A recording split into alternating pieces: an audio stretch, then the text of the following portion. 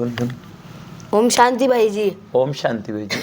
आप कहते हो कि भगवान को याद करो, भगवान को याद करो, भगवान को याद करो, लेकिन भगवान को याद करने से होगा क्या?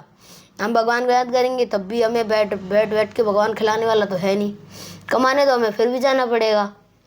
तो इससे अच्छा तो हम कमाएं, खाएं, अच्छी लाइफ जिए। भगवान को याद करने से होगा क्या? ओम शांति भाई जी, देखो बात यह है कि भगवान को हमें याद इसलिए करना चाहिए, जैसे अभी देखो सर्दी शुरू होने वाली है, ठीक है। तो हम सभी जैसे सर्दी शुरू होती है तो उस समय हम गर्म कपड़े पहनते हैं। क्यों पहनते हैं गर्म कपड़े? क्योंकि गर्म कपड़े पहनने से हमें सर्दी नहीं लगती, ठीक है।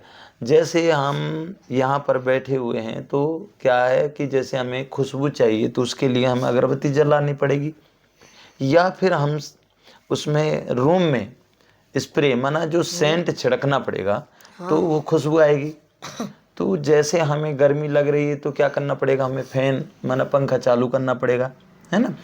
और या फिर एसी चालू करनी पड़ेगी तो हवा स्वतः ही आती है। तो ऐसे ही हमें शीतल हवा चाहिए तो हमें समुद्र के किनारे जाना पड़ता है, ठीक है।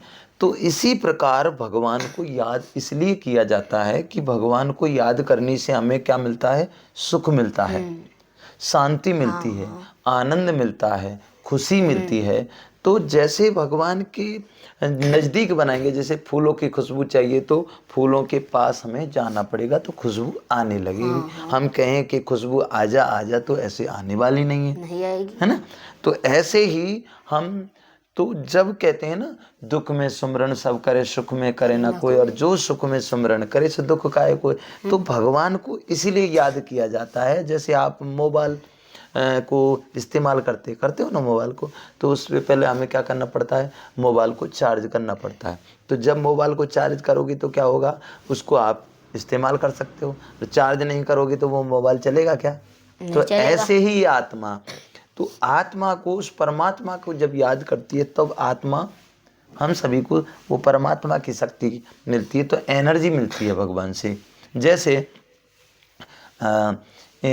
ऊपर जैसे 2 मंजिल मकान है ना, 2 मंजिल मकान है, उस पे से अब नीचे मुझको बैठा दो, चाहे कोई व्यक्ति को बैठा दो, वहाँ पर उस मकान से इतना बड़ा 5 किलो का पत्थर ऊपर मकान से डालो मेरे ऊपर या कोई के ऊपर, तो वो व्यक्ति बचेगा या मरेगा?